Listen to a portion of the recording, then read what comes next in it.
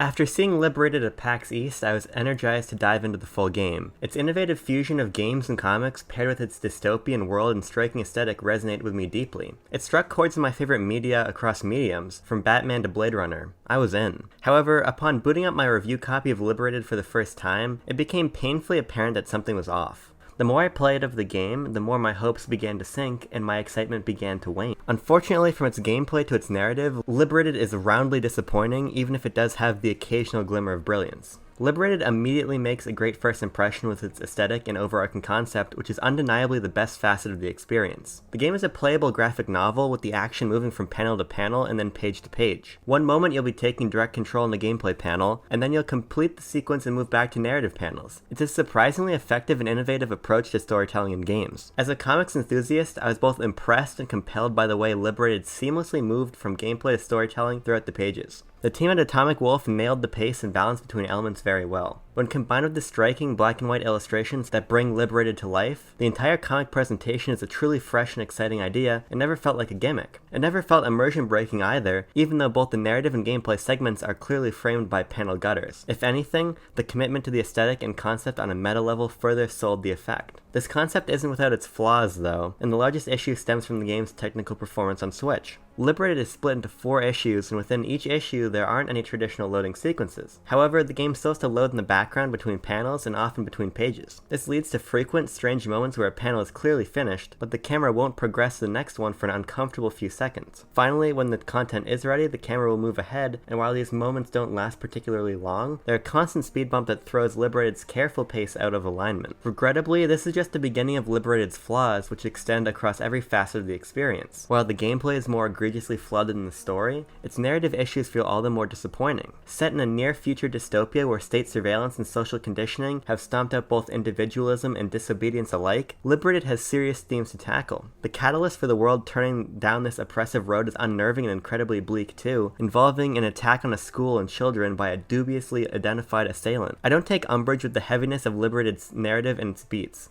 To the contrary, I was fascinated by Atomic Wolf's boldness, and wanted to see them really go there, but Liberated never does. In execution, the narrative in Liberated has the nuance of a sledgehammer. For a game presented in black and white, it shouldn't be particularly surprising, but it is deeply disappointing how Liberated feels like a caricature of a legitimate social critique that doesn't explore the gray area that it continually dances around. The issue isn't helped at all by the game's paper-thin characterization and half-hearted emotional moments that feel unearned and insulting. The underlying ideas and world are here, they just weren't given the room to be unpacked and explored with the attention they deserve. The storytelling isn't irredeemable though. Liberated plays with perspective in fascinating ways, placing you in control of both the rogue, anti-government dissidents and the police captain depending on the scenario. Getting to see the conflict from both sides creates an interesting dynamic where you'll often be gunning for characters you just played as moments ago. This leads to an engaging tension where you actively work to undermine goals and plotlines you just set up and achieved moments ago. This leads to an engaging tension where you actively work to undermine the goals and plotlines you just set up and achieved in the preceding pages. If nothing else, this structure kept me engaged, even as the writing failed to evoke anything of substance. The ending is rather effective too. It ends perhaps even more bleakly than it began, yet it's a poignant and resonant end cap to the experience that left me satisfied by the destination, even though the journey left much to be desired. Where Liberated really falters though is in its gameplay. In essence, Liberated is a side-scrolling twin-stick shooter with light puzzle elements. In some respects, the game feels good to play. The gunfire is punchy and every shot that collides with an enemy has weight to it. This is elevated by the comic book-like bang and pow sound effects that accompany each round, further tying the game's aesthetic together. The puzzles, largely tied to hacking, are good fun too. They're simple but varied enough to be engaging. I was never stumped, and some intuition combined with a bit of trial and error got me through. The trouble is that aside from the puzzle solving, Liberated is a thoughtless experience. Its mechanics are painfully shallow and its level design does the game no favors. Its line of sight stealth is so basic that it hardly warrants mention. It doesn't feel rewarding, nor is it necessary outside of a few highly scripted moments. However, if you're so inclined, it's incredibly exploitable. You can stand behind cover objects in the background, wait for enemies to walk up to you, and choke them out one after another with a very basic QTE input. Regardless of whether the enemy AI knows you're hiding there or not, this can be leveraged to guarantee an easy way out of some otherwise difficult situations.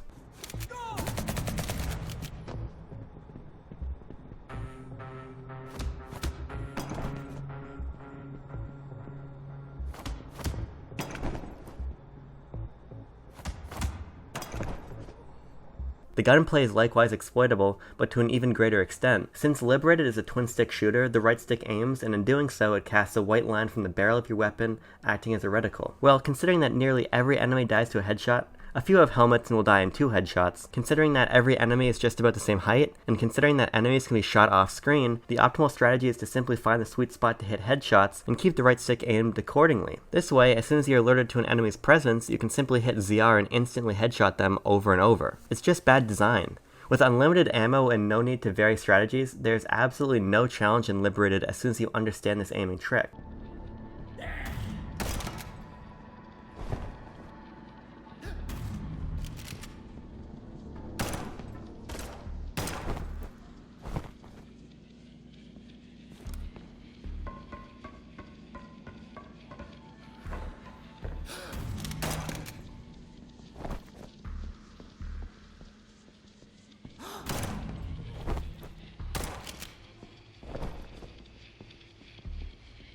This is especially true considering that enemies almost always scroll onto the screen eye level with the player from the left or the right, rarely changing elevations or coming from multiple angles at the same time. In the end, Liberated failed to impress by almost every metric. Neither its story nor its gameplay are particularly compelling, and while both have glimmers of excellence, they're bogged down by a laundry list of issues. Its most effective element is its overarching concept, but past that, the game falls short. Combining comics with games is a novel idea that I hope Atomic Wolf returns to with a better handle on the execution. As it stands though, Liberated epitomizes style over substance, and I'm largely disappointed by the end result. Nintendad is awarding Liberated on Nintendo Switch a 2 out of 5.